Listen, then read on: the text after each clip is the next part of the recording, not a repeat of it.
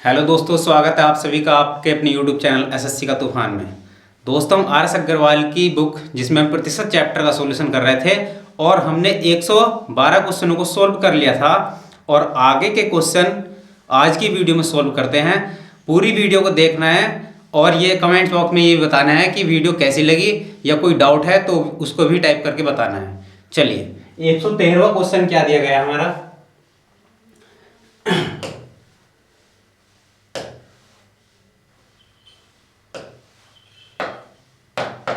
113 question में दिया गया है, एक विद्यालय में छात्राओं का 1/5 भाग तथा छात्रों का 1/4 भाग 12 वर्ष से कम आयु के हैं। यदि विद्यालय में कुल 1000 विद्यार्थी हों तथा इनका 2/5 भाग छात्राएं हों तो 12 वर्ष तथा उससे अधिक आयु के कितने प्रतिशत विद्यार्थी हैं। चलिए देखो, इस विद्यालय में कुल विद्यार्थी जो हैं 1000 है। किसी विद्यालय में जो है 1000 विद्यार्थी हैं। इसने कहा कि इनका 2/5 भाग तो छात्राएं हैं और 2/5 भाग छात्राएं हैं और ये तो 12 वर्ष से उससे अधिक आयु के कितने प्रतिशत विद्यार्थी हैं। चलिए देख तो कैसे करते हैं। तो कुल विद्यार्थी हमारे पास हैं, कुल विद्यार्थी हमारे पास 1000। इसने क्या कहा कि इनका 2/5 भाग छात्राएं हों तो छात्राएं कितनी है हमारे पास, छात्राएं हैं 1000 का 2/5 भाग, 5 से काट देंगे, 5 दूनी 10 तो कितना आ गया हमारे पास, छात्रा आ गई 400। जब हमारे पास छात्राएं 400 हैं तो 1000 में से 400 छात्राएं तो छात्र कितने रहे, 600। छात्र कितने हुए, 600 निकाल देंगे। छात्र कितने हो गए, 1000 माइनस के 400 बराबर कितना आ गया हमारे पास, 600। अब इसने क्या कहा था कि विद्यालय में छात्राओं का 1/5 भाग छात्राओं का 1/5 भाग, चलो छात्राओं का 1/5 भाग 12 वर्ष से कम आयु के, तो लिखेंगे 12 वर्ष से कम आयु के छात्र।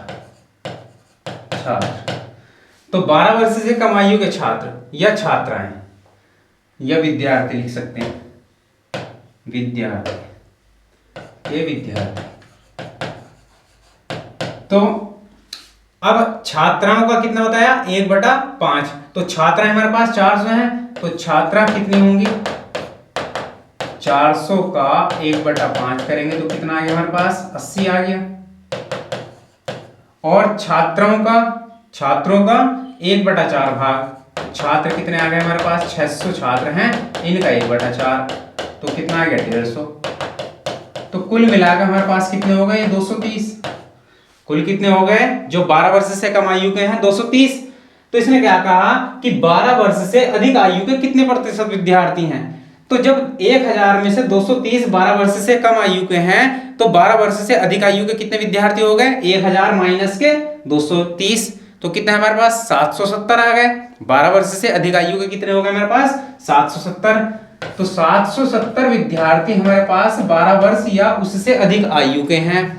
गुणा परसेंटेज कुछ है तो परसेंट की वजह से 100 लगा देंगे और परसेंट की वजह से क्या लगा देंगे, 100 लगा देंगे और बटे टोटल स्टूडेंट, टोटल विद्यार्थी कितने हमारे पास, टोटल विद्यार्थी हमारे पास हैं 1000। टोटल विद्यार्थी कितने हमारे पास, 1000। चलो 100/1000 तो ये 3 जीरो से 3 जीरो कैंसिल हो जाएंगे तो कितने परसेंटेज विद्यार्थी हो गए जो 12 वर्ष से अधिक आयु के हैं, 77%। दोबारा समझेंगे, एक विद्यालय में छात्राओं का 1/5 भाग तथा छात्रों का 1/4 भाग 12 वर्ष से कम आयु के थे और कुल विद्यार्थी हमारे पास दिए गए हैं 1000, इनका 2/5 भाग छात्राएं हैं। तो जब 1000 विद्यार्थी है, छात्राएं 2/5 है तो 1000 का 2/5 निकालेंगे तो कितना है, 400 आ गया। और छात्र कितने बचे, 1000 में से 400 जब छात्राएं तो छात्राएं हमारे पास 600।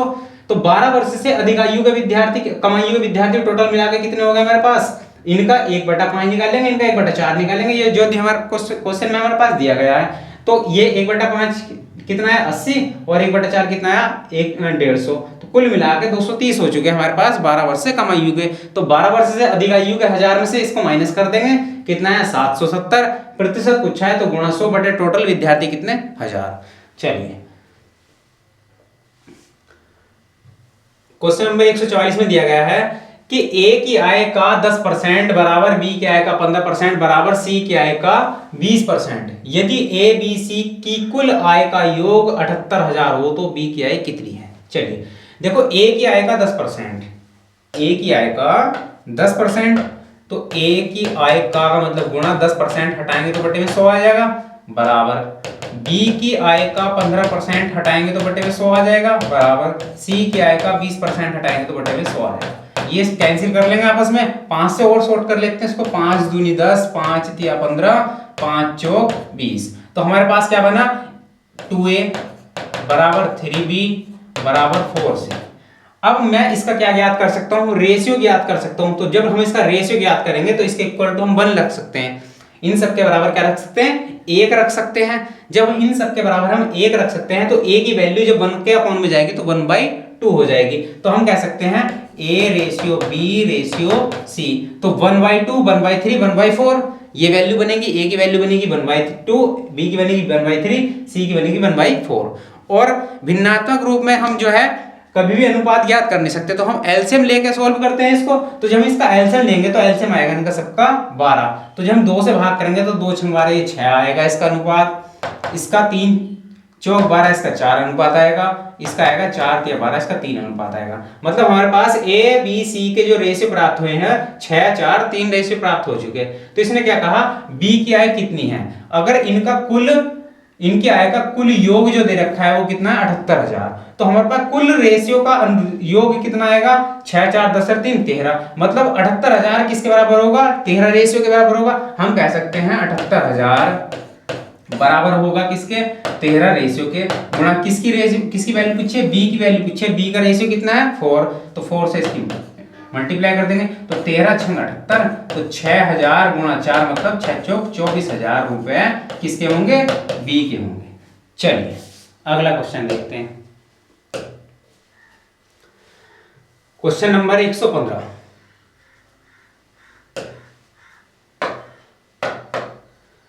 इस क्वेश्चन में क्या दिया गया है, मोहन ने अपनी कुल संपत्ति अपनी पत्नी 3 पुत्रों 2 पुत्रियों 5 नाती नातिनों में इस प्रकार वितरित की कि प्रत्येक नाती नातिन के प्रत्येक पुत्र का 1/8 भाग, प्रत्येक नाती नातिन के प्रत्येक पुत्र का 1/8 भाग तथा प्रत्येक पुत्री का 1/10 भाग मिले। उसकी पत्नी को उसके पुत्रों एवं पुत्रियों के कुल भाग का 40% मिले। यदि प्रत्येक पुत्री के 1.25 लाख रुपए मिले हो तो उसकी पत्नी एवं 3 नाती नातिनों को कुल कितना धन मिला। चलिए अब इसने क्या कहा कि मोहन ने अपनी कुल संपत्ति अपनी पत्नी 3 पुत्रों और 2 पुत्रियों और 5 नाती नातिनों में इस प्रकार वितरित की कि प्रत्येक नाती नातिन के प्रत्येक पुत्र को हम ऐसे लिख देते हैं का 1/8 भाग मिले। मतलब अगर 1 इसको मिलेगा तो पुत्र को मिलेगा 8। हमने नाती नातिनों को n से शो कर दिया और पुत्र को s से शो कर दिया। तो इसने क्या कहा, प्रत्येक नाती नातिन को प्रत्येक पुत्र का 1/8 भाग मिले, तो 1 नाती नातिन का होगा, 8 किसका होगा, पुत्र का होगा। हमने इसका रेशियो बनाना है। तथा प्रत्येक पुत्री का 1/10 भाग, पुत्री को हमने d से शो कर दिया और इसका 1/10 भाग कर दिया। चलिए उसकी पत्नी को उसके पुत्रों एवं पुत्रियों के कुल भाग का 40% मिले। चलिए इस बात का भी हमें नहीं पता। यदि प्रत्येक पुत्री के रुपए 1,25,000 मिले हों, प्रत्येक पुत्री, और पुत्री के कितने बताएं 1,25,000, तो पुत्री का जो रेशियो है वो कितना है 10 है। तो हम लिख सकते हैं 10 किसके बराबर होगा 1,25,000 के, तो 10 बराबर होगा 1,25,000 के। तो 1 की वैल्यू कितनी आ जाएगी 12,500। तो इसकी जो 10 जो बराबर था वो कितना था 1,25,000 के बराबर। अब इसके 1 की वैल्यू किसके बराबर होगी, 1 रेशियो की वैल्यू किसके बराबर होगी 12,500 के। तो सन की कितनी है, मतलब इसके पुत्र की कितनी है 8 रेशियो है, तो 8 की कितनी हो जाएगी, गुणा करके निकाल लेंगे 8 0 0 8 0 0 8 पंजी 40 का 0, 8 दूनी 16 4 20 का 0, 8 1 8 और 2 कितना हो गया 10। मतलब कितनी होगी हमारे पास 1 लाख रुपए। कितनी होगी हमारे पास 1 लाख रुपए। ठीक है। चलिए और नाती नातिन के कितने हो जाएंगे, इसका एक रेशियो है तो इसका कितना आ जाएंगे, इसके 12,500 आ जाएंगे, इसके कितने आ जाएंगे 12,500, 12,500। चलो ये इनका क्या बना लेता हमने, रेशियो बना लेता। अब क्या दिया गया, फिर दिया गया कि 12,500 ये हो गया इनकी वैल्यू। अब इसने क्या कहा कि उसकी पत्नी को उसके पुत्रों एवं 3 पुत्रियों के कुल भाग का 40%। चलो इसकी वाइफ का निकाल लेते हैं, या एक काम कर लो, उसकी पत्नी एवं 3 नाती नातिनों का कुल धन कितना है, तो उसकी पत्नी वाइफ और उसके 3 नाती नातिन का कुल धन पूछा, इसकी कुल वैल्यू पूछी कितनी आएगी। चलिए अब वाइफ का हिस्सा हम कैसे निकाल लेंगे, उसने कहा कि उसकी पत्नी को उसके पुत्रों, पुत्र कितने बताए थे उसने, 3 पुत्र बताए थे, पुत्र कितने बताए थे 3, तो ये किसका एक का हिस्सा, तो इसके कितने 3 के कितने रुपए होगा 3 लाख, इसके कितने हो गए 3 लाख, लिख सकते हैं यहाँ, इसके हो जाएंगे 3 लाख, 3 लाख रुपए पुत्रों के। और क्या दिया था, एवं पुत्रियों के कुल भाग का 40%, तो पुत्री के हिस्से, पुत्री कितनी थी उसके पास, पुत्री 2 पुत्री थी, ये 2 पुत्री थी, तो 2 के कितने रुपए बन जाएंगे हमारे पास 2.5 लाख रुपए, 2 के कितने बन जाएंगे 2.5 लाख प्लस 2.5 लाख, 2.5 लाख रुपए। ठीक, इनका क्या 40%, इनका 40% प्लस, और 3 नाती नातिन का एक रेशियो था, तो इसके कितने थे 12,500, तो 3 के कितने बनेंगे, गुणा कर लो इसकी 3 से, 3 0 0 3 0 0 3 5 15 3 दूनी 6 1 7 3 1 3, कितने बनेंगे 37,500, 37,500। चलिए इसका ऐड कर लेते हैं, तो कितना आ जाएगा, 1 0 से हमने 1 0 काट लिया, 0 0 0 0, 4 तो ये आ गए, 4 0 तो ये कंप्लीट हो गए। अब 5 बचा, 3 तो 5, मतलब 5,50,000, 5,50,000 का 40% निकाला तो 4 बटे, अभी 1 0 यहाँ मत काटो, यहाँ इसको रहने दो, यहाँ मत काटो, ये कितना है 40/100, 40/100, इसको यहाँ काट लेंगे, तो हमने क्या करा 2 0 से ये 2 0 काट लिए। अब हमारे पास प्लस के कितना बचे चल रहा 37,500। अब हमने क्या करा, इसको क्या कर लेंगे, इसकी गुणा कर लेंगे, इसकी क्या कर लेंगे गुणा कर लेंगे, तो कितना है 0 0 0, 4 पंजे 20 का 0, 4 पंजे 20 और 2 22। अब इसको 37,500 के साथ जोड़ देंगे, तो 37,500 के साथ जब हम इसको ऐड करेंगे तो बराबर में कितना आएगा 0 0 और 5 आ गया, 7 आ गया, 3 और 2 5 2, तो 2,57,500 रुपए, 2,57,500 रुपए कुल हिस्सा होगा किसका, पत्नी एवं 3 नाती नातिनों का कुल हिस्सा होगा। ठीक है, चलिए दोबारा समझ लेते हैं इस क्वेश्चन को। मोहन ने अपनी कुल संपत्ति अपनी पत्नी, 3 पुत्रों 2 पुत्रियों तथा 5 नाती नातिनों में इस प्रकार वितरित की कि प्रत्येक नाती नातिन के प्रत्येक पुत्र का 1/8 भाग, प्रत्येक नाती नातिन को जो हिस्सा मिला है प्रत्येक पुत्र का 1/8 भाग, हमने क्या बनाया इसका एक रेशियो बना लिया, नाती नातिन को n से शो करा और पुत्र को s से, तो 1/8 मैंने 1 इसका अनुपात रखा, 8 इसका अनुपात रखा। चलिए, तथा प्रत्येक पुत्री का 1/10 भाग, तो 1 इसका रखा और 10 इसका रख लिया। चलिए अब इसका हमने रेशियो बना लिया। फिर उसने क्या कहा कि यदि प्रत्येक पुत्री के हिस्से में 1,25,000 रुपए मिले, तो एक पुत्री के हिस्से में मिले 1,25,000 रुपए, तो इसका 10 रेशियो था, तो 10 के बराबर 1,25,000, तो एक रेशियो के बराबर कितना होगा 12,500। तो हमने क्या करा, 2 उसकी पुत्री थी तो 2 की इससे गुणा कर ली थी, और 3 इसके पुत्र थे तो 3 की गुणा इससे कर ली थी। अब इसने क्या कहा, इसका 8 अनुपात था तो इसकी 8 से गुणा करके वैल्यू बना ली। ठीक है, और इसका 1 अनुपात था तो इसकी 1 से गुणा करके बना ली। उसने कहा कि उसकी पत्नी और 3 नाती नातियों का कुल धन कितना है, पत्नी, अब पत्नी का हिस्सा कैसे निकालना, उसने कहा था उसकी पत्नी उसकी पत्नी को उसके पुत्रों एवं पुत्रियों के कुल भाग का, तो पुत्र कितने उसके 3 पुत्र हैं, तो 3 की गुणा इससे कर लेंगे तो कितना 3 लाख आ गया, और उसकी पुत्रियां कितनी है 2 पुत्रियां थी, 2 की गुणा इससे कर लेंगे तो हमारे पास कितना आ गया 2.5 लाख आ गया। इन दोनों को जोड़ के कितना है 5,50,000 आ गया। उसका 40% निकाला तो हमारे पास टोटल वैल्यू कितनी है 2,20,000। और इस 3 नाती नातिन हो गए, एक नाती नातिन के हिस्से में कितने रुपए थे 12,500, तो 3 के हिस्से में कितना आ गया 37,500। 37,500 हमने इसके साथ ऐड कर लिए तो हमारे पास टोटल धन कितना आ गया 57,500 रुपए। चलिए क्वेश्चन नंबर 116, एक कॉलेज के सभी छात्रों में से 12% छात्रों की रुचि खेलों में है, कुल छात्रों के 10% की रुचि गायन में है तथा कुल छात्रों के 3/4 की रुचि नृत्य में है और शेष 15 छात्र की रुचि किसी गतिविधि में नहीं है। शेष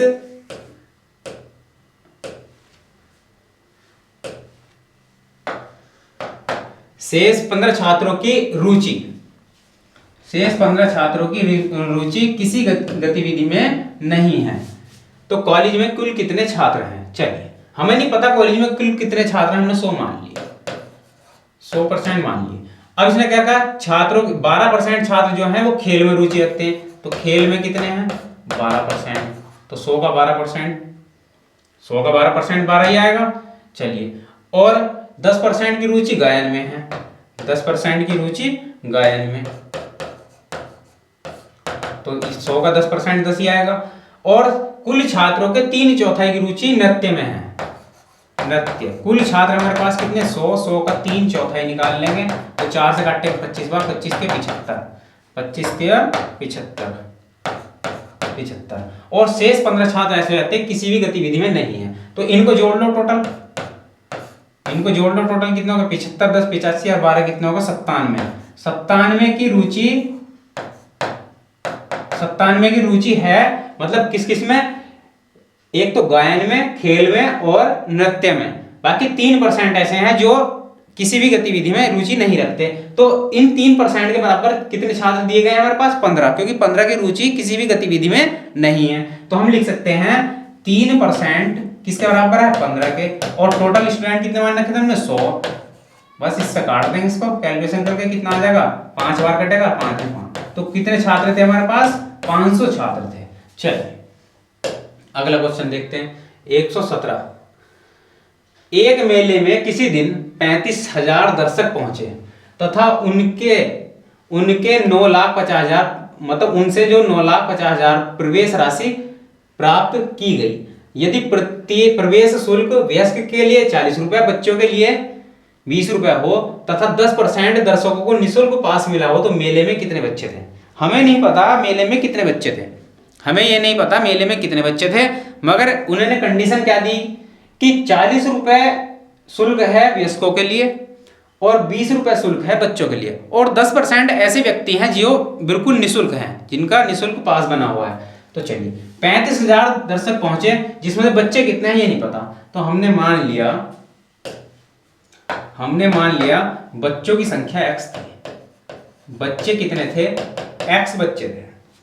35,000 में से 10% लोग ऐसे जो बिल्कुल टिकट नहीं लेते, फ्री जाते हैं मेले में घूमने। तो 35,000 का 10% निकाल लेंगे पहले। 35,000 का 10% जो निःशुल्क वाले हैं उनका निकाल लो, कितने व्यक्ति ऐसे जो निःशुल्क जा रहे हैं। तो 3500 दर्शक ऐसे हैं, इन 35,000 दर्शकों में से 3500 दर्शक ऐसे हैं जो टिकट लेते ही नहीं है बिल्कुल भी। तो अब शेष कितने बचे?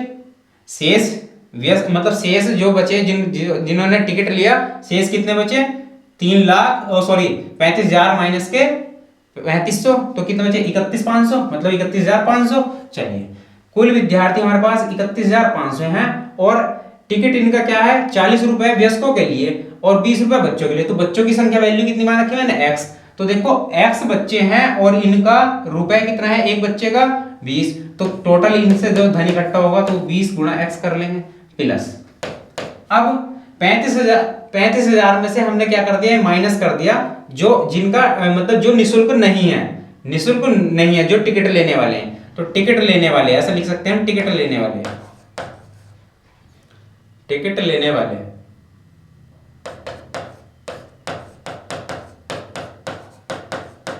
35,000 माइनस के 3500, तो कितने आ गए हमारे पास? 31,500। चलिए तो ये 31,500 है। तो हम कह सकते हैं कि टोटल 31,500 हैं। 31,500 में से इसमें कुछ बच्चे भी तो होंगे, 31,500 में कुछ व्यक्ति भी होंगे और कुछ वयस्क लोग भी होंगे, बच्चे भी होंगे, कुछ वयस्क लोग भी होंगे। तो हमने देखो 31,500 माइनस के x कर लिया, मतलब टोटल व्यस्क छोड़ दिया और वयस्क का जो शुल्क है वो 40 रुपया का है। और बराबर कुल धन जो इकट्ठा है 9,50,000 रुपये इकट्ठा हुआ है, 9,50,000 रुपये। चलिए अब हमने क्या करा, इसकी कैलकुलेशन कर लेंगे।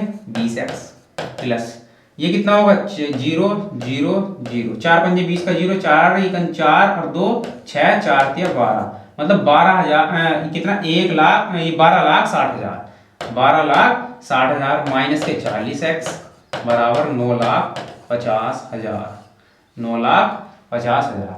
अब हम 40x माइनस के 20x करेंगे, मतलब माइनस के 40x है और प्लस के 20x है, तो वैल्यू क्या बनेगी हमारे पास माइनस के 20x बराबर इनका डिफरेंट कर लो तो कितना आ जाएगा 0 0 0 0 और 6 में से 5 गया 1 बचा, 9 12 में से 9 गए 3, 3,10,000, 3,10,000। और ये कैसी वैल्यू माइनस की, इससे माइनस कट जाएगा, 1 0 से 1 0 काट देंगे, 2 से काटेंगे इसको कितनी बार कटेगा x बराबर 2 एकन 2, 2 पंजे 10, 2 पंजे 10, तो कितना आ जाएगा 15,500 रुपए, 15,500 किसका मान आया x का। तो x क्या था बच्चों की संख्या, तो बच्चे कितने थे 15,500। चलिए अगला क्वेश्चन, क्वेश्चन नंबर 118। 118 में दिया गया है किसी विद्यालय में लड़के तथा लड़कियां 3:2 के अनुपात में है, यदि 20% लड़के तथा 30% लड़कियां छात्रवृत्ति लेने वाले हों तो छात्रवृत्ति न लेने वाले विद्यार्थियों का प्रतिशत कितना है। इसने क्या कहा कि किसी विद्यालय में लड़के और लड़कियों का रेशियो दिया गया है 3:2। इसने कहा 20% लड़के जो छात्रवृत्ति लेते हैं और 30% लड़कियां छात्रवृत्ति लेती हैं, तो छात्रवृत्ति ना लेने वाले विद्यार्थियों का प्रतिशत कितना है। चलिए हमारे पास दिया गया है, हमें दिया गया है कि लड़के और लड़कियां, तो लड़कों का रेशियो दे रखा है 3 और लड़कियों का रेशियो दे रखा है 2।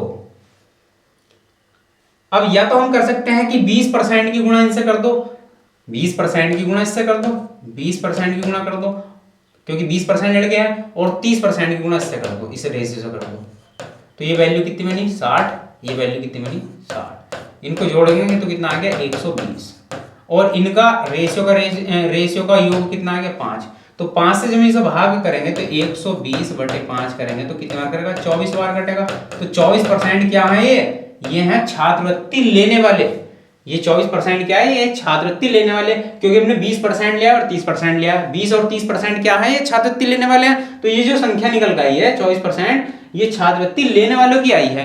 तो छात्रवृत्ति ना लेने वाले, छात्रवृत्ति ना लेने वाले कितने आएंगे 100 में से घटा दो, 100 माइनस के 24 बराबर कितना आ गया 76%, 100 माइनस के 24 बराबर कितना आ गया 76%। या हम कैसे कर सकते हैं, या हम ऐसे कर सकते हैं कि लड़कों का रेशियो कितना है 3, लड़कों का रेशियो 3 है और 3 का प्रतिशत कितना है 20%, 20% लड़के छात्रवृत्ति लेने वाले ना, तो इसका 20% निकाल देंगे तो कितना आ जाएगा हमारे पास, ये आ जाएगा 3 दूनी 6 मतलब 0.6, 10 से भाग करेंगे, और लड़कियों का कितना दे रखा 2, इसका 30%, तो ये कितना आ जाएगा 3 दूनी 6 0.6। अब हमारे पास छात्रवृत्ति, अब हमारे पास टोटल वैल्यू कितनी होगी इनको जोड़ लेंगे कितना आ जाएगा 1.2, 6 6 12 मतलब 1.2, तो हमें क्या करेंगे 1.2 गुणा परसेंट की वजह से 100 बटे इनकी टोटल संख्या कितनी 3 और 2 5, तो इसका पॉइंट हटा देंगे 0 बढ़ा लेंगे, 2 से भाग करेंगे कितना 50 से भाग करेंगे 2 बार कटेगा 12 दूनी 24, तो कितने परसेंट आया 24% जो छात्रवृत्ति लेने वाले हैं। तो छात्रवृत्ति ना लेने वाले, छात्रवृत्ति ना लेने वाले कितना है 100 में से घटा दो, 100 माइनस के 24 बराबर कितना आ गया 76%, कितना आया हमारे पास 76% बराबर 76% छात्रवृत्ति ना लेने वाले। चलिए या तो हम ऐसे कर सकते हैं या हम ऐसे कर सकते हैं, बहुत सारे टाइप्स का करने के। चलिए क्वेश्चन नंबर 119, इसमें दिया गया है किसी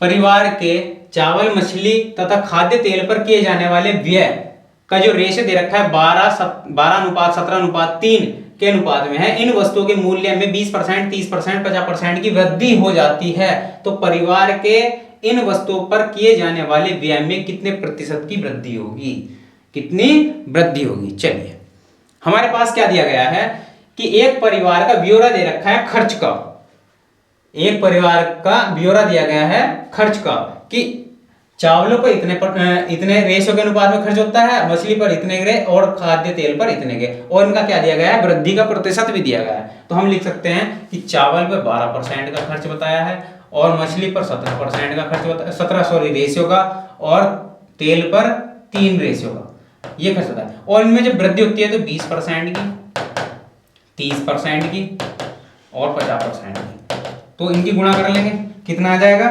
12 गुणा 2, 12 दूनी 24, 240, 17 ते 51, 510, 5 ते 15 मतलब 150। तो कुल मिला के ना ये ऐड कर लेंगे तो कितना आ जाएगा हमारे पास, 0, 5 5 5 4 9 और 1 10 का 0, 5 और 1 6 और 2 8 और 1 9, 900 आ गया टोटल। और इनके रेशियो का क्या कर देंगे, इनके रेशियो का योग कितना आ रहा है हमारे पास, इनके रेशियो का योग 17 3 20 और 12 कितना होगा 32, तो 32 इनके रेशियो का योग। तो हमारे पास 900 बटे क्या कर देंगे 32, शॉर्ट कर लेंगे, 4 से काट लेंगे, 4 8 32, 4 से काट लेंगे, 4 दूनी 8 और 4 दूनी 8, 4 पंजे 20, चेक कर लो दोबारा, 4 दूनी 8 10 हो गया, 4 दूनी 8 4 पंजे 20, ठीक है।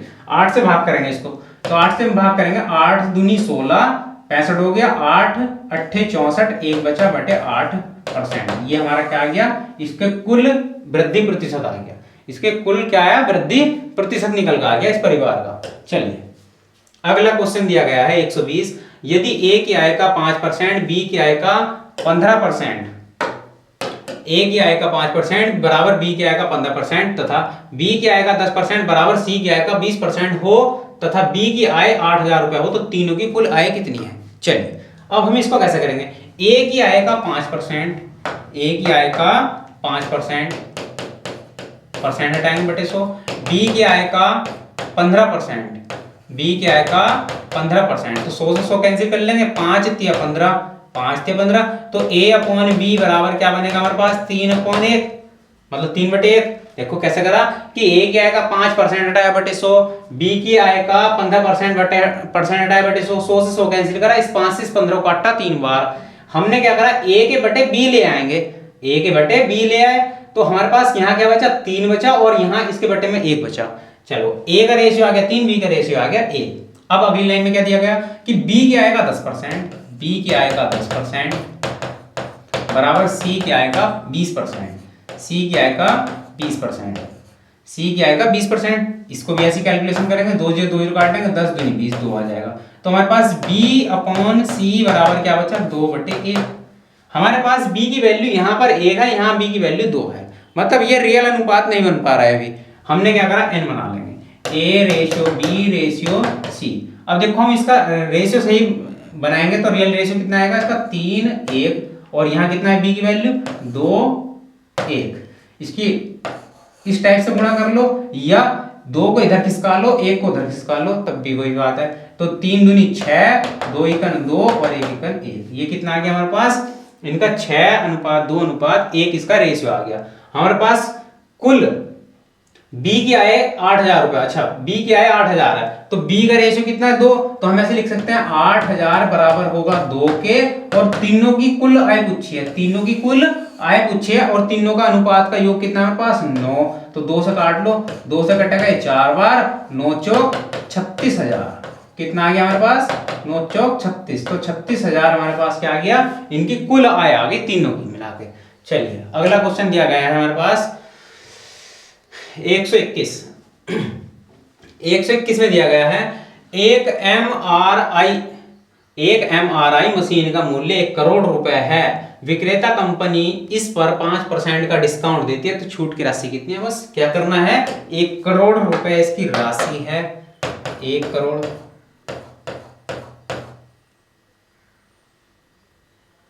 1 करोड़ रुपए इसकी राशि है, कितने परसेंट का डिस्काउंट दे रही, 5% का, बस 5% निकाल देंगे, 2 कट गए, तो कितना आ गया 5 लाख रुपए, कितना आया हमारे पास 5 लाख रुपए, तो कितना डिस्काउंट मिला इस मशीन पर, 5 लाख रुपए का डिस्काउंट मिला।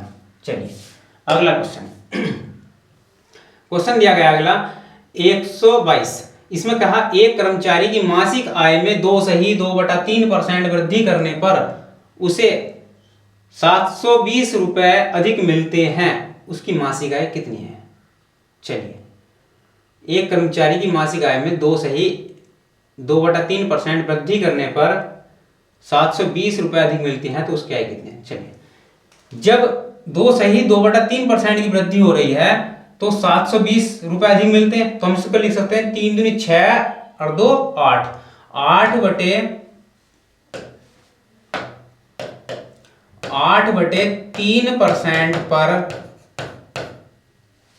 अधिक रुपए कितने हैं? 720। तो आय कितनी? 100% तो निकाल दो, 100% पर आय, तो 720 गुणा 100/8 और 3 भिन्न में पलट के ऊपर पहुंच जाएगा। 8 9 72, तो गुणा कर लेंगे 9 के 27, तो कितना आ गया हमारे पास? 27,000 रुपये। गलती 9 के 27, 9 के 27 और 1 2 3, 27,000 रुपये। चलिए अगला क्वेश्चन, अगले क्वेश्चन में क्या दिया गया है? 123, तुलसीराम का वेतन कश्यप के वेतन से 20% अधिक है। यदि तुलसीराम की बचत 720 रुपए हो, जो उसके वेतन का 4% है, तो कश्यप का वेतन कितना होगा? ये पूछा गया हमसे। चलिए, अब इसमें क्या दिया गया है कि तुलसीराम की बचत 720 हो और ये 720 जो है उसके वेतन का 4% है। इसका मतलब हम जो है इसके माध्यम से उसका वेतन सॉल्व कर सकते हैं, उसका वेतन ज्ञात कर सकते हैं। चलिए, तो कैसे निकाल लेंगे? तुलसीराम का वेतन निकालना है तो देखो उसने कहा 720 रुपए, तो उसका क्या है? बचत है। वेतन निकालना है तो 100 लगा देंगे परसेंट, और कितने परसेंट बचत थी उसकी? 4% उसकी बचत के बराबर बताया, तो 4% भाग 4 से भाग करेंगे तो कितना आ जाएगा हमारे पास? 18 बार कटेगा, 18 चौक 72, मतलब 180 आ गया, तो कितना हो गया? 18,000 रुपए आ गया, 18,000 रुपए आ गया। मगर उसने क्या कहा था कि तुलसीराम का वेतन कश्यप के वेतन से 20% अधिक। अगर कश्यप का वेतन 100% होगा तो ये कितना हो जाएगा? 120, और 120 हो जाएगा, ये 120% हो जाएगा, और हमने इसका वेतन क्या कर लिया? इसको फाइन कर लिया, तो कितना होगा? ये 18,000 है, तो किसका बराबर होगा? 120 के। तो हम कह सकते हैं 18,000 बराबर है 120 के, तो गुणा उस कश्यप का वेतन निकालना, तो 100% किसका बराबर होगा? तो 1 0 से 1 0, 12 से काटते हैं, कितनी बार कटेगा ये? 150 बार, तो कितना आ गया? 15,000 रुपए। कितना आ गया हमारे पास? 15,000 रुपए। किसका वेतन? कश्यप का वेतन 15,000 रुपए। चलिए अगला क्वेश्चन दिया गया है 124, एक विद्यार्थी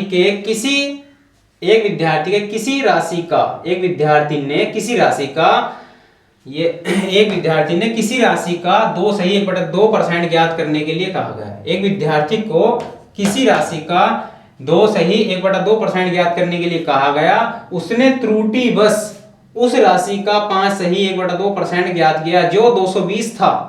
जब 5 सही 1/2% ज्ञात किया तो जो प्राप्त हुआ वो कितना आया? 220 आया। तो उसका सही उत्तर क्या था, ये हमें फाइंड करना है। चलिए, जब उसने 5 सही 1/2 ज्ञात किया तो क्या निकल कर कितना आया उसका उत्तर? 220। तो हम कह सकते हैं 5 दूनी 10 11/2% पर प्राप्त उत्तर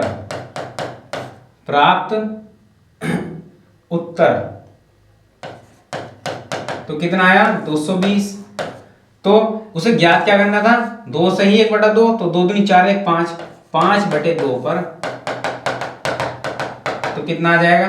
220 गुणा, ये वैल्यू इसकी गुणा पहुंचेगी 5/2, और ये वाली वैल्यू नीचे आएगी, और नीचे आने के कारण ये क्या हो जाएगी? भिन्न से पलट जाएगी। ठीक, तो कितना आ जाएगा? 2/11। अब 11 से इसको डिवाइड करेंगे, कितने बार? 20 बार कटेगा, 2 से कटेगा 2, तो कितना आएगा? 10 दूनी 20, 10 दूनी 20। चलो, गलती तो नहीं होगी, 5 दूनी 10, चेक कर लो इसको। ये कितना? 5 सही 1/2, तो कितना आया हमारा? 5 दूनी 10 11/2 पर प्राप्त उत्तर उसका 220 था। चलिए, तो 2 दूनी 4 1 5/2 पर कितना होगा? 220 गुणा 5/2 और 11 भिन्न पलट के ऊपर 2 से 2 कटेगा, 11 से कटेगा 20 बार, तो 5 दूनी 10। अच्छा, यहाँ गलती होगी, 5 दूनी 10, तो कितना आएगा 100। चलिए अगला क्वेश्चन क्या दिया गया है, 125 में दिया गया है एक कर्मचारी की मजदूरी पहले 40% कम कर दी गई तथा उसके बाद उसमें 50% की वृद्धि की गई, उसके वेतन में उसे कितने प्रतिशत लाभ अथवा हानि हुई। पहले जो है 40% कम कर दी गई, पहले 40% कम कर दी गई, तो 40% पहले क्या कर दी गई, कमी कर दी गई, और फिर उसे बढ़ा दिया गया 50%। तो मतलब वृद्धि का प्रतिशत भी दिया गया, वृद्धि का प्रतिशत भी दिया गया है और कमी का प्रतिशत भी दिया गया है। तो उसमें पूछा है कि इसे कितने प्रतिशत लाभ हुआ या हानि हुई। चलिए, तो हमने क्या बताया था कि वृद्धि माइनस कमी माइनस वृद्धि गुणा कमी बटे 100। इस टाइप के काफी सारे क्वेश्चन करा चुके हैं। क्वेश्चन नंबर 50 से और 60 के बीच में काफी सारे क्वेश्चन हैं, 50 से 60 70 के आसपास।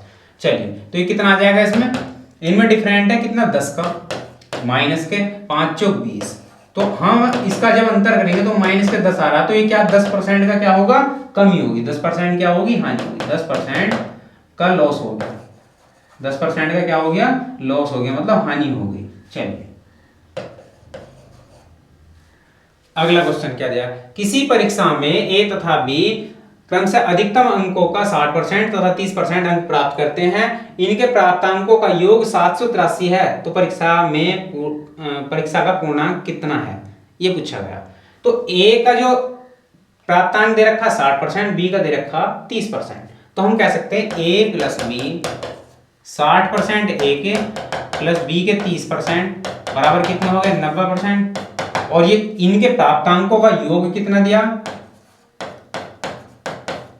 योग दिया है हमारे पास कितना, 783। तो उसने पूछा पूर्णांक, और कोई भी चीज अपना आप में 100% होती है, तो पूर्णांक कितना होगा, 100% पर का पूर्णांक कितना होगा, 783 गुणा 100 बटे हमारे पास वैल्यू कितनी, 90 है। तो 900 कितना काट देंगे, 9 से काट देंगे, एक जो से 0 कट गया, 9 से काटेंगे 9 8 72 और 9 7 63, तो वैल्यू कितना है 870। तो प्राप्तांकों का योग कितना है, 870।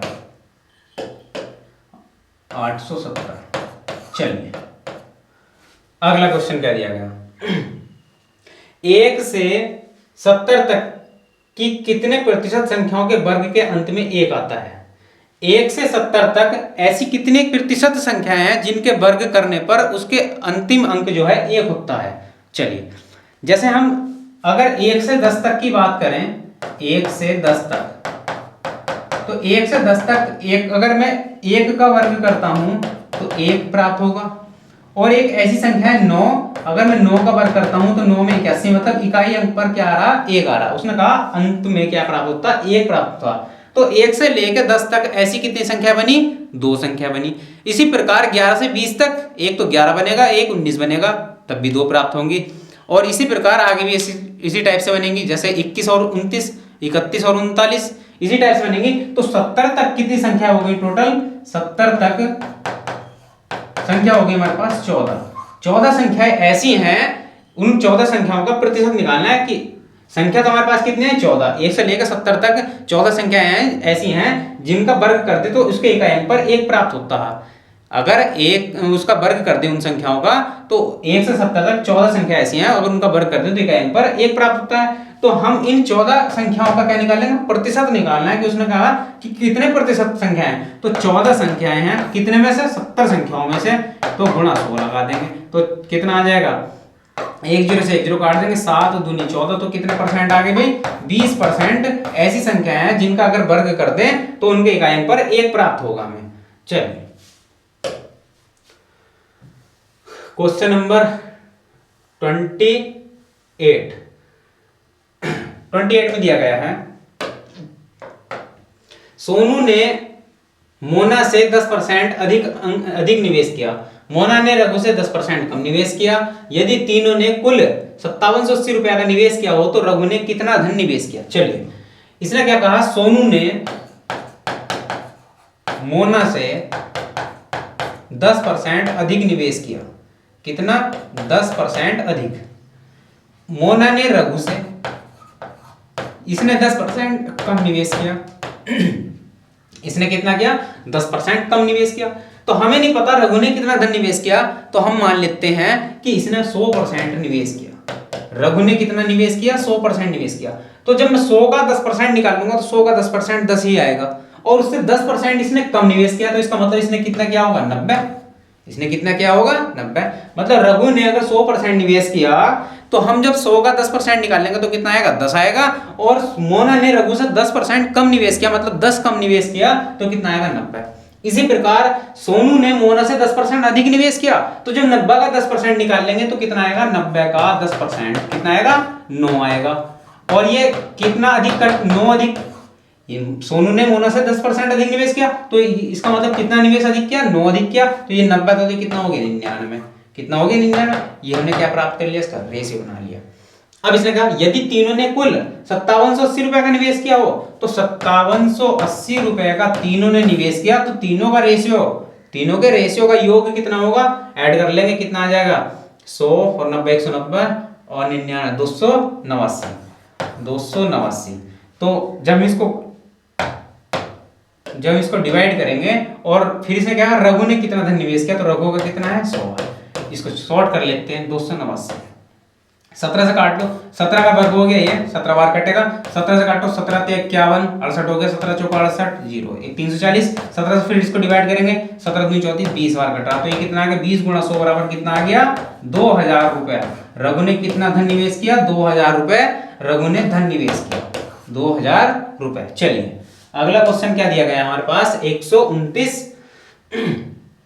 एक कंपनी के बॉल बेयरिंग की 2 किस्तें मिलती हैं। एक कंपनी की बॉल बेयरिंग की 2 किस्तें मिलती हैं तथा दूसरी किस्त पहली किस्त से दुगनी है। पहली किस्त में 1% बॉल बेयरिंग खराब थी, दूसरी किस्त में 4.5 बॉल बेयरिंग खराब थी। यदि कुल 100 बॉल बेयरिंग खराब हो तो पहली किस्त में कितनी बॉल बेयरिंग थी? चलिए इसने क्या कहा कि एक कंपनी है जिसे 2 किस्तें मिलती हैं। पहली किस्त में जो है 1% बॉल बेयरिंग खराब हो जाती है, दूसरी किस्त में 4.5 बॉल बेयरिंग खराब हो जाती है, और कुल मिला के कितनी हो जाती है खराब? 100 बॉल बेयरिंग खराब हो जाती है। तो पहली किस्त में कितनी बॉल बेयरिंग थी? अच्छा, हमें यह नहीं पता कि पहली किस्त में कितनी बॉल बेयरिंग थी। हमने मान लिया पहली किस्त में x बॉल बेयरिंग थी, x थी, मगर इसने पहले कहा कि एक कंपनी के बॉल बेयरिंग की 2 किस्तें मिलती हैं, पहली किस्त दूसरी किस्त से दुगनी है। पहली किस्त दूसरी किस्त से दुगनी है, पहली किस्त दूसरी किस्त से दुगनी है। चलिए तो इसने क्या कहा? पहली किस्त में 1% बॉल बेयरिंग, तो पहली किस्त में 1% बॉल बेयरिंग, ये कर लिया। अच्छा, दूसरी किस्त पहली किस्त से दुगनी है। चलो भाई, ये दूसरी किस्त है और ये पहली किस्त से दुगनी है। इसने क्या कहा कि पहली किस्त में 1% बॉल बेयरिंग खराब, तो x का 1% निकाल लिया। फिर क्या कहता है? दूसरी किस्त में 4%, तो 4% बॉल बेयरिंग खराब है, इसका 4.5% निकाल लिया, 4.5% बॉल बेयरिंग, और कुल मिला के कितनी बॉल बेयरिंग खराब है? 100। चलो इसका हमने लेसा ले लिया, कितना आ गया हमारे पास? 100 आ गया। तो ये कितना हो गया? x प्लस के 45 दूनी 90, मतलब पॉइंट लगाने के बाद वैल्यू क्या बनेगी? 9 बनेगी। तो ये कितना हो जाएगा? 9x बराबर कितना हमारे पास? 100। जब 100 से गुणा करेगा तो 100 गुणा 100 बराबर कितना आएगा? 10,000। तो 9 और x कितना? 9x और प्लस x कितना हो गया? 10x बराबर 10,000। तो 1x बराबर कितना आ जाएगा? 1000। x बराबर कितना आ जाएगा? 1000। मतलब पहली किस्त में कितनी बॉल बेयरिंग थी? 1000 थी, और दूसरी में कितनी थी? 2000 थी। चलिए अगला क्वेश्चन में क्या दिया गया?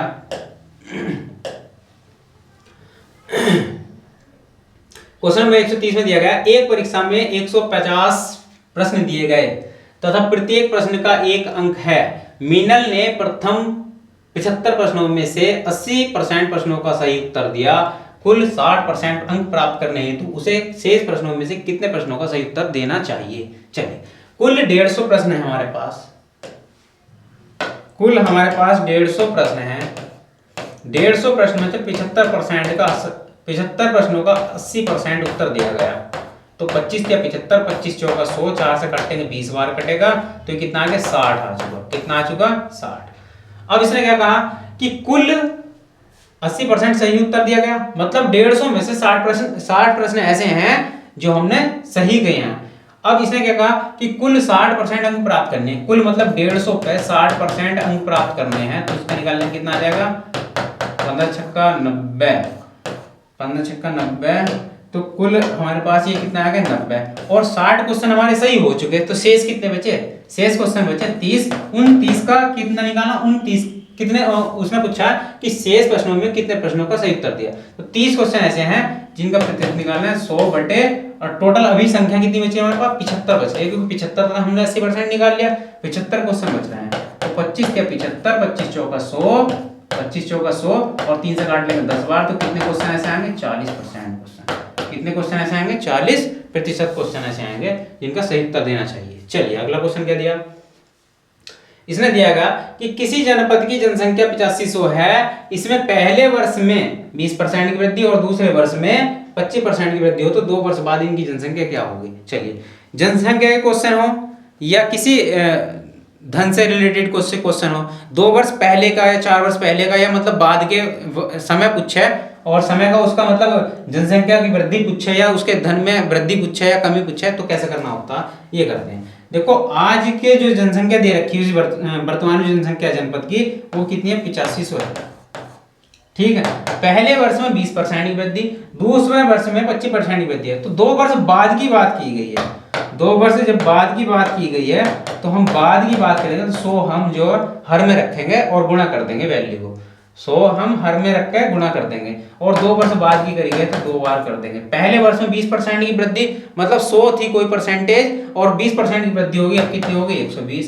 फिर दूसरे वर्ष में 25% की वृद्धि, 100 थी तो अब कितनी हो गई? 125 हो गई। चलिए, तो हमने क्या काम करा? 2 जीरो से 2 जीरो काट दिए, 25 पंजे 125, 25 चौका 100, 4 से काटा, 4 तिया 12, ये 30 बार कटा, तो हमारे पास वैल्यू क्या बनी? 85 गुणा 3 पंजे 15, 150, गुणा कर देंगे इसकी, तो कितना आ जाएगा? 0। 15 पंजे 75 का 5 हासिल लगे 7, 15 अट्ठे 120, और 7 कितना होगा? 127। तो अब 2 वर्ष बाद इसकी जनसंख्या कितनी हो जाएगी? 12750 हो जाएगी, जो कि आज कितनी है? 8500। तो 2 साल बाद कितनी हो जाएगी वृद्धि के बाद? 12750। चलिए अगला क्वेश्चन देखते हैं हम इसका। 131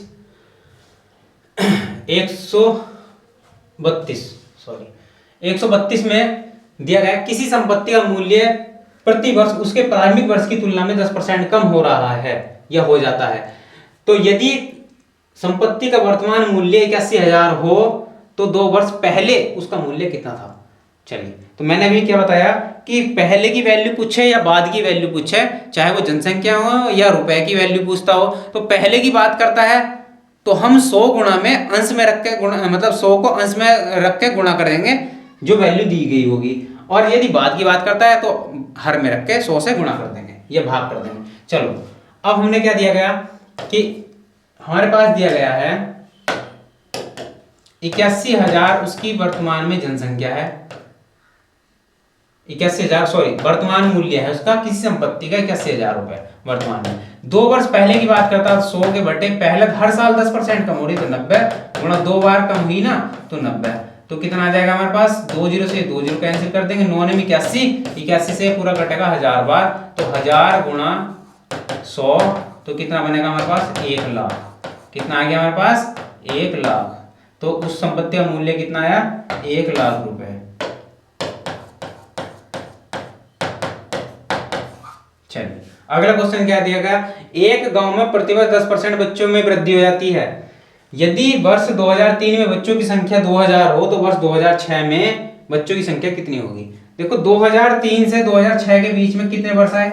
2003 से 2006 के बीच में 3 वर्ष ही तो आए, और प्रति वर्ष जो है प्रति वर्ष 10% क्या होती? वृद्धि होती है। 10% क्या होती? वृद्धि हो जाती है जनसंख्या में। तो उसने कहा कि 2006 में बच्चों की संख्या कितनी होगी?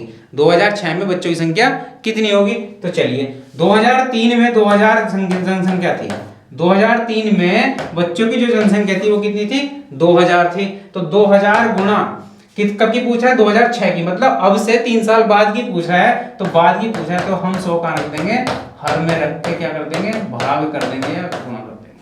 अब देखो, इस कितने 10% हर साल बढ़ रही है, तो 110, 110, 110, 3 जीरो से 3 जीरो काट दो, या 6 जीरो 6 जीरो काट दो, 3 ये कट गए और 1 2 3 6 कट गए।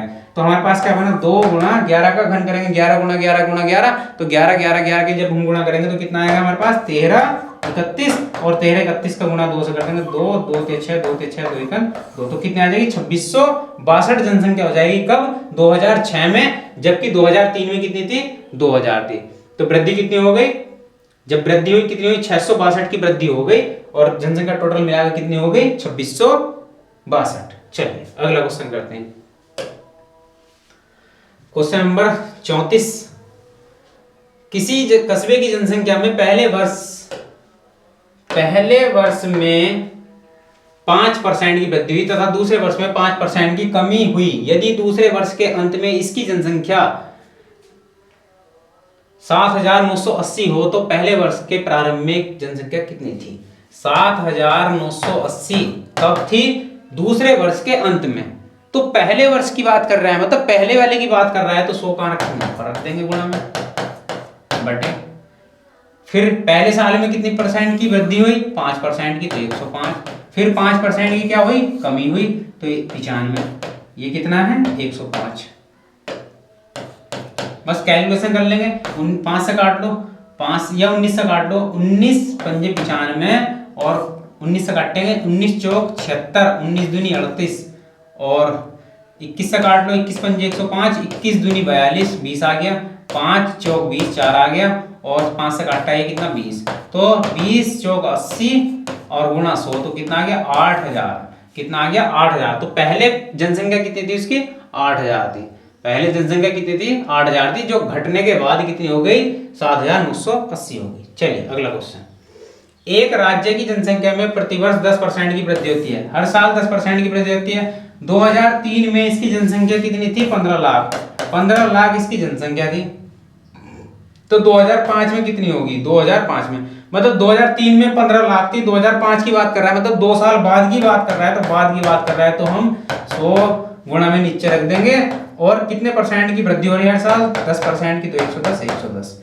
कैलकुलेशन कर लो, बस 20 से 20 काट लो, गुणा कर लेंगे, कितना आ जाएगा 15 गुणा 11 11 की 121 बटे कितना चल रहा है हमारे पास 100 बराबर 15 एकन 15 15 एकन 15 कितना आ जाएगा बराबर 15 एकन 15 15 दूनी 30 और 1 31 15 एकन 15 3 कितना होगा 18 बटे क्या चल रहा है 100, और जब 100 से भाग करेंगे तो कितना आ जाएगा ये 18,15,000। जनसंख्या कितनी हो जाएगी 18,15,000। तो अब 2005 में इसकी जनसंख्या कितनी हो जाएगी 18,15,000। पहले कितनी थी, पहले थी 2003 में 15 लाख, तो 2 साल बाद वृद्धि के बाद कितनी जनसंख्या हो जाएगी 18,15,000। चलिए अगला क्वेश्चन देखते हैं, क्वेश्चन नंबर 136, एक नगर की जनसंख्या 48,600 है, यदि पहले वर्ष में इसमें 15% की 25% की वृद्धि हो तथा दूसरे वर्ष में 8% की घटोतरी हो, तो 2 वर्ष के अंत में इस नगर की जनसंख्या कितनी होगी, इस नगर की जनसंख्या कितनी होगी। चलिए एक नगर की जो जनसंख्या दी है वो है हमारे पास 48,600। 2 वर्ष के अंत में, इसमें पहले वर्ष में 25% की वृद्धि तो 125 बटे 100, दूसरे वर्ष में 8% की घटोतरी मतलब 92 बटे 100, कमी हुई ना, दूसरे घटोतरी मतलब कमी, घटोतरी मतलब कमी, तो 100 में से कमी घटा देंगे, 8% घटाएंगे तो कितना आ जाएगा 92। इसका 20 से 20 काट लेंगे, 25 पंजे 125, 25 चौका 100, 4 से काट लेंगे, 4 दूनी 8, 4 तिया 12, 23 बार कटा। तो अब कैलकुलेशन कर लो, बस गुणा कर लो, 20 से 20 कट गए, 5 6 30 का 0, 5 अट्ठे 40, 40 और 3 43, 5 6 30 का 0, 5 अट्ठे 40, 3 43, 5 चौक 20, 20 और 4 कितने हो गए 24, 5 6 30 का 0, 5 अट्ठे 40 और 3 43, 5 चौक 20 और 4 24 गुणा कितना आया हमारे पास 23, गुणा कर लो 23 0 0, 23 तिया 69, हासिल लगे 6 और 23 चौक 92 और 6 हो गया हमारे पास 98, हासिल लगे 9 और 23 दूनी 46, 46 और 9 हो गया हमारे पास 54 55, 46 और 9 कितना हो गया हमारे पास 55। तो हमारे पास जनसंख्या कितनी आई 55,890। हमारे पास जनसंख्या कितनी आ गई 55,890। चलिए अगला क्वेश्चन, क्वेश्चन नंबर 137 में दिया गया है कि 3 वर्ष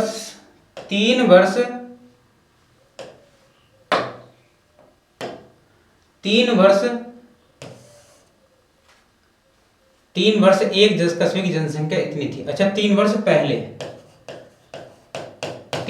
पहले एक कस्बे की जनसंख्या 1,60,000 थी। यदि यह प्रतिवर्ष 3%, 2.5%, 5% की दर से बढ़ रही हो तो इसकी वर्तमान जनसंख्या कितनी होगी। चलिए, कस्बे की जनसंख्या थी 1,60,000 इसकी जनसंख्या थी।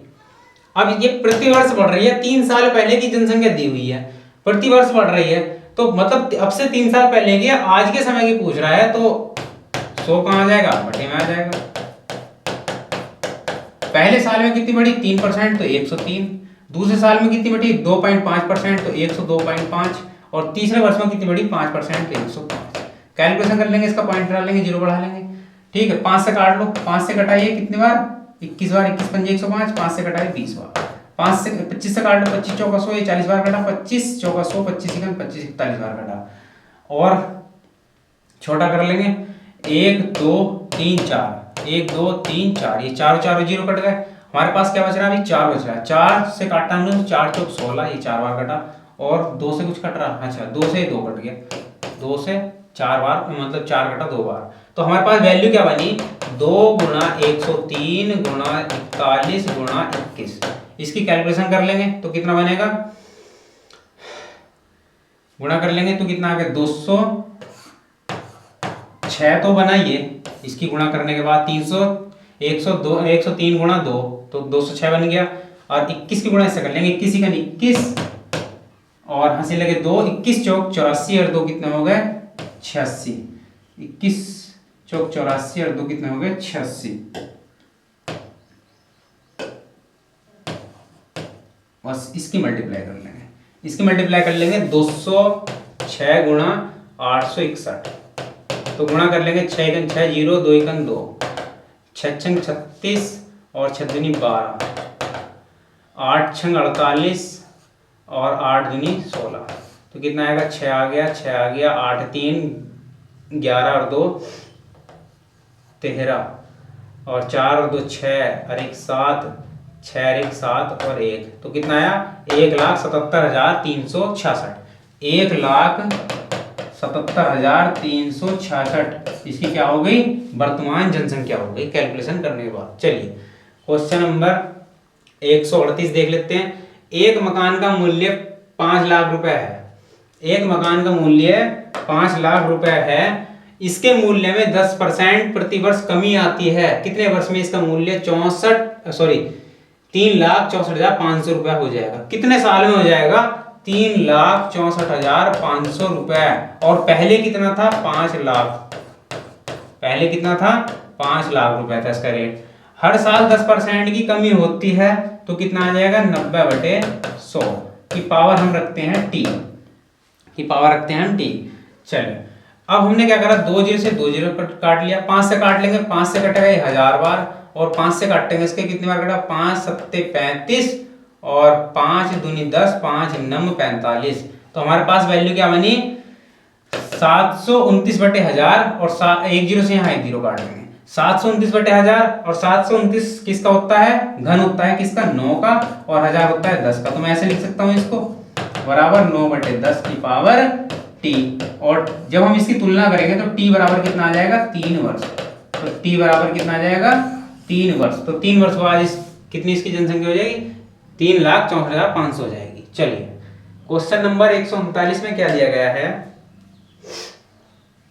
क्वेश्चन नंबर 139 में दिया गया है कि एक नए स्कूटर का मूल्य 25,000 रुपए है, प्रत्येक वर्ष के अंत में इसका मूल्य उस वर्ष के आरंभ के मूल्य का 80% रह जाता है, 3 वर्ष बाद मूल्य क्या हो जाएगा। चलिए 25,000 रुपए इसका मूल्य वर्तमान में है, प्रत्येक वर्ष के अंत में उसका आरंभ के मूल्य का 80% रह जाता है, तो 3 वर्ष बाद मूल्य कितना 80% रह जाता है। 80/100 गुणा 80/100 और गुणा 80/100, मतलब 80% रह जाता है। आपके 80 को माइनस मत कर देना, उसने पहले ही बोल दिया कि 80% रह जाता है, मतलब 20% कम हो जाता है 100% में से, तो 2 जीरो से 2 जीरो काट लेंगे और ये 2 जीरो से ये 2 जीरो काट लेंगे और ये 2 जीरो ये 2 जीरो कट गए।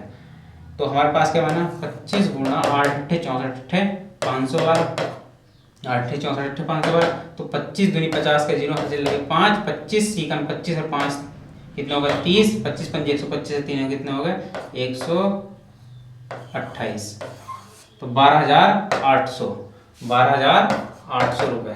चलो 25,000 मूल्य था, 80% आया था 80/100 80/100 80/100 6 जीरो से 6 जीरो कैंसिल कर लिए। 25 गुणा 8 अट्ठे 64 अट्ठे 512 25 दूनी 50 का जीरो हासिल लगे 5 25 कम 25 से 5 कितना होगा 30 हासिल लगे 3 25 पंजे 125 और 3 कितना होगा 128। चलिए इसका आंसर कितना आ गया 12,800 रुपये। चलिए क्वेश्चन नंबर 140। क्वेश्चन नंबर 140 में दिया गया है कि एक मशीन का मूल्य 10% वार्षिक दर से घटता है। यह 3 वर्ष पूर्व खरीदी गई थी। यदि इसका वर्तमान मूल्य 87,800 रुपया हो तो इसका मूल्य क्रय मूल्य कितना था। चलिए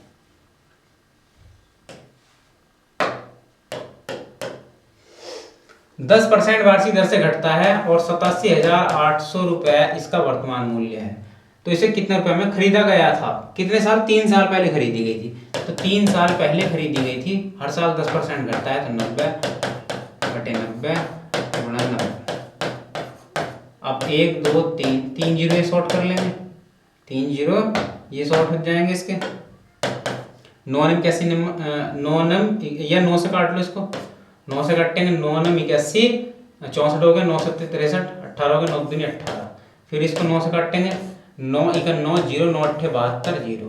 फिर इसमें 9 से काटेंगे 120 बार कट जाएगा। अच्छा 12 हाँ 100 9 1 9 9 दूनी 18 120 बार कट जाएगा। तो हमारे पास वैल्यू क्या बनी, हमारे पास वैल्यू क्या बनी 120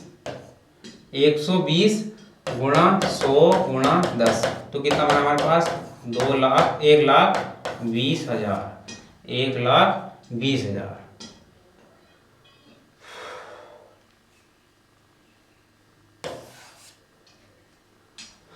3 वर्ष पूर्व खरीदी गई थी तो घटता है।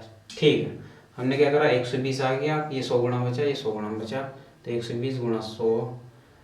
चलिए ठीक है चलो 1,20,000 रुपये। ठीक चलिए तो आज की वीडियो में हम इतना ही करते हैं। 140 क्वेश्चन, आगे के क्वेश्चन अगली वीडियो में लाएंगे। चलिए वीडियो अच्छी लगी हो तो लाइक करें और शेयर भी करें वीडियो को, और कमेंट बॉक्स में बताएं कि वीडियो कैसी लगी। ठीक है और ज़्यादा से ज़्यादा वीडियो को शेयर करें जिससे हम और अगली वीडियो अच्छी बना सकें। ठीक है धन्यवाद।